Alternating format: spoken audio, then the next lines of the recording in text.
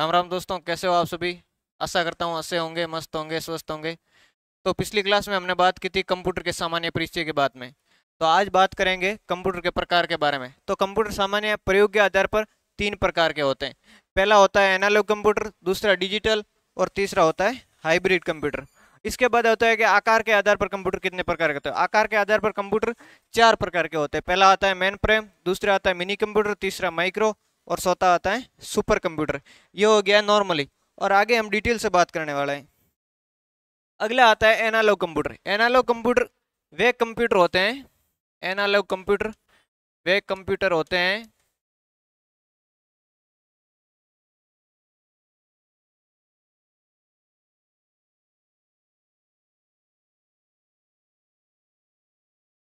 जो भौतिक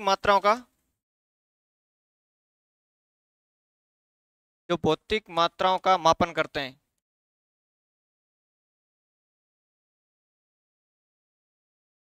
भौतिक मात्राओं का मापन करते हैं। भौतिक मात्राओं में जैसे दाब है, ताप है, वायु वगैरह, ये सभी आ जाते हैं। अब बात करते हैं उपयोग के बारे में कि एनालॉग कंप्यूटर का उपयोग कहाँ होता है। तो पहला होता है कि वाहनों के स्पीडोमीटर में, वाहन के जो गति वाले मीटर होते हैं, वाहनों के स्पीडोमीटर में, स्पीडोमीटर में इनका उपयोग होता है। और दूसरा होता है विद्युत मीटर में, जो हमारे घरों में बिजली का मीटर लगा होता है उसमें।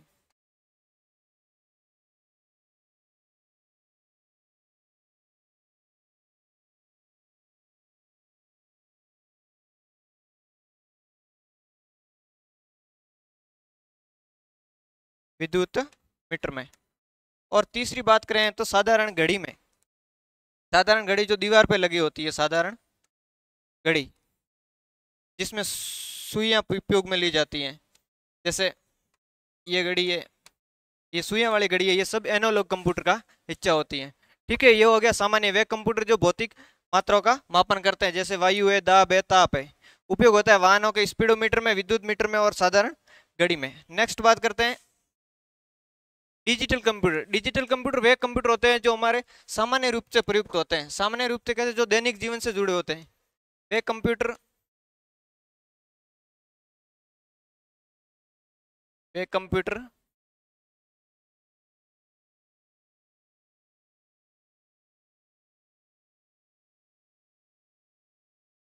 जो दैनिक जीवन में काम में लिए जाते हैं। वे कंप्यूटर जो हमारे दैनिक जीवन में काम में लिए जाते हैं, यानी जो सामान्य रूप के कार्य होते हैं उसमें प्रयुक्त होता है। ठीक है, और ये एक सिद्धांत पर आता है। सिद्धांत कौन था? ये इलेक्ट्रॉनिक संकेतों पर कार्य करते हैं। इलेक्ट्रॉनिक संकेतों पर कार्य करते हैं। इलेक्ट्रॉनिक संकेत कौन है? जीरो और वन। इलेक्ट्रॉनिक संकेत, इलेक्ट्रॉनिक संकेत होते हैं जीरो और one, binary digit, binary binary code, binary digit के आधार पर उपयोग होते हैं। ठीक है, और इसका उपयोग होता है सामान्य इलेक्ट्रॉनिक होता है, जैसे सरकारी कार्यालय, सरकारी कार्यालय, बैंक है, दुकानों में, सरकारी कार्यालय, बैंक है और सामान्य दुकानों, दुकानों में, शॉपिंग मॉल वगैरह, इनमें सामान्य रूप से इनका प्रयोग किया जाता है। ये हो गया अपना डिजिटल कंप्यूटर। और अगला बात करते हैं, अगले में आता है हाइब्रिड कंप्यूटर। हाइब्रिड कंप्यूटर का अर्थ होता है मिश्रण। क्या अर्थ होता है? हाइब्रिड कंप्यूटर का अर्थ होता है मिश्रण। मिश्रण का मतलब इसमें वो पिछले वाले दोनों कंप्यूटर साथ होते हैं। पहला होता है analog computer, analog analog computer, और दूसरा होता है डिजिटल कंप्यूटर।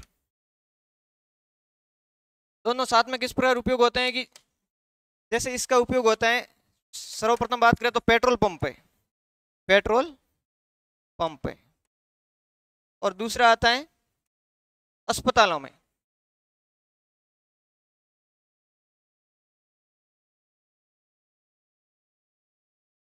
अस्पतालों में। पेट्रोल पंप में हम जब भी जाते हैं तो वो एक मीटर होता है, मीटर या जो कंप्यूटर होता है उसमें एक अंक के रूप में इनपुट करता है, तो वो एक डिजिटल कंप्यूटर का भाग हो गया। और वापस अपने आउटपुट के परिणाम में रूप में एक भौतिक राशि की द्रव द्रव में रूप में तेल निकलता है, उसे पेट्रोल पंप में जो हाइब्रिड कंप्यूटर है उसका प्रयोग किया जाता है। आगे आते हैं अस्पताल में।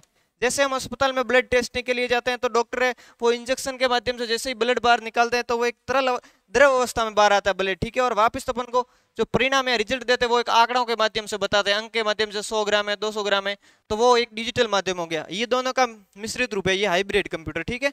नेक्स्ट बात करते हैं मेन फ्रेम कंप्यूटर। ये आगे आकार के आधार पर वापस ये बड़े वाले कंप्यूटर, ये वे कंप्यूटर होते हैं जो आकार में बड़े होते हैं। ये कंप्यूटर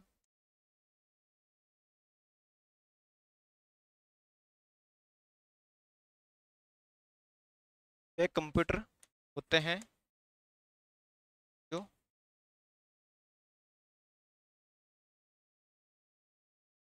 आकार में बड़े होते हैं। मेन फ्रेम कंप्यूटर वे कंप्यूटर होते हैं जो आकार में बड़े होते हैं। इनका उपयोग सामान्यतः होता है तो बड़ी बड़ी कंपनियों में है, जैसे औद्योगिक क्षेत्र में या लैब है, उनमें इनका प्रयोग होता है। पहला प्रयोग होता है इनका बड़ी कंपनियों में, दूसरा लैब वगैरह है, औद्योगिक क्षेत्र है कोई भी औद्योगिक क्षेत्र है, तो इन सब में मेन फ्रेम जैसे कंप्यूटर का उपयोग होता है। नेक्स्ट बात करते हैं मिनी कंप्यूटर। मिनी कंप्यूटर ये एक मध्यम वर्ग का कंप्यूटर होता है, ये मध्यम वर्ग का कंप्यूटर होता है।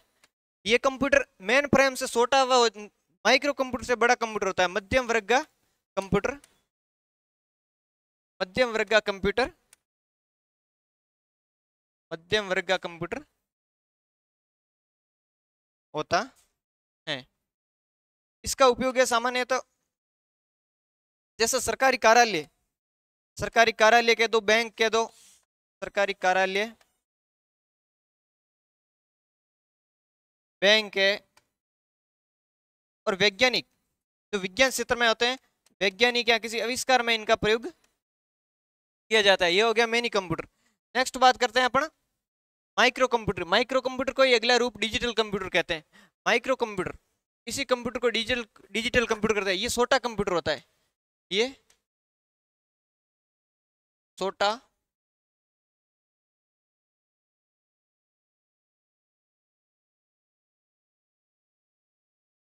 ये छोटा कंप्यूटर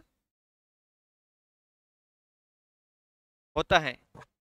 उदाहरण के तौर पे जो हमारा मोबाइल फोन है, मोबाइल मोबाइल फोन है, लैपटॉप है, पॉमटॉप है, मोबाइल फोन है, लैपटॉप है, पॉमटॉप है, और एक इसी में आता है work station computer. Work station computer वो भी ये माइक्रो कंप्यूटर का ही भाग है। जो रेलवे स्टेशन है, बस स्टेशन है, वहां पे टिकट के रूप में इनका प्रयोग होता है। ये बहुत तीव्र गति के कंप्यूटर होते हैं। इसका उपयोग होता है माइक्रो कंप्यूटर का एक तो निजी कार्यों में होता है, निजी कार्य अपने पर्सनल निजी कार्य है, घरों में है, या कोई भी छोटे क्षेत्रों में, छोटे व्यवसाय में के रूप में इसका प्रयोग किया जाता है। सामान्य प्रश्न आता है कि विश्व का पहला माइक्रो प्रोसेसर कौन था? विश्व का पहला माइक्रो प्रोसेसर था CR जो इंटेल कंपनी द्वारा 1971 के रूप में बनाया गया था। इंटेल का मुख्यालय पूछे तो कैलिफोर्निया, अमेरिका। और इसके बाद आता है भारत का पहला माइक्रो प्रोसेसर पूछे तो शक्ति आता है 2018 में, जो IIT मद्रास द्वारा बनाया गया था। नेक्स्ट बात करते हैं सुपर कंप्यूटर ये तीव्र गति के कंप्यूटर होते हैं। सुपर कंप्यूटर तीव्र गति के कंप्यूटर होते हैं।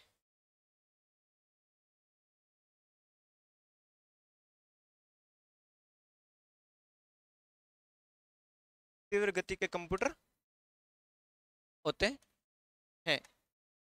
ये कंप्यूटर वे कंप्यूटर होते हैं जो जटिल से जटिल जो भी कार्य है उसको सेकंडों में पूरा कर सकते हैं।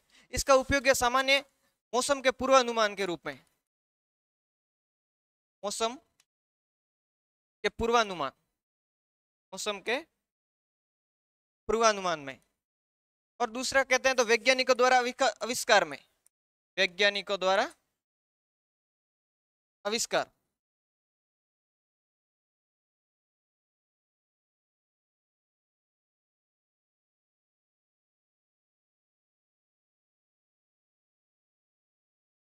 वैज्ञानिकों द्वारा आविष्कार करने में, आविष्कार करने में सुपर कंप्यूटर का काम किया जाता है। नेक्स्ट बात करते हैं, ये हो गया सुपर कंप्यूटर। वह कंप्यूटर जो तीव्र गति का होता है, उदाहरण के तौर पे मौसम का पूर्वानुमान लगाने में और वैज्ञानिकों द्वारा आविष्कार करने में, और एक गणितीय गणितीय क्षेत्र में, गणितीय क्षेत्र में भी इसका कंप्यूटर का प्रयोग होता है। नेक्स्ट बात करते हैं, नेक्स्ट आता है विश्व में सुपर कंप्यूटर का जनक। विश्व में सुपर कंप्यूटर का जनक बोले तो ये आते हैं सेमूर क्रे, सेमूर क्रे, सेमूर क्रे। और ये एक प्रश्न पूछा जाता है विश्व में, विश्व का पहला सफल सुपर कंप्यूटर वो आता है करे फर्स्ट, करे फर्स्ट जिसे 1976 में बनाया गया था। और नेक्स्ट आता है भारत। भारत में सुपर कंप्यूटर का जनक बोले तो विजय भटकर पांडुरंग, विजय भटकर पांडुरंग, ये आते हैं भारत में। भारत में सुपर कंप्यूटर के जनक। और भारत का पहला सुपर कंप्यूटर था 6000 था, जिसको सीडेक कंपनी द्वारा बनाया गया था। और सीडेक का मुख्यालय पूछे तो पुणे में आता है। तो धन्यवाद। कैसी लगी हमारी क्लास?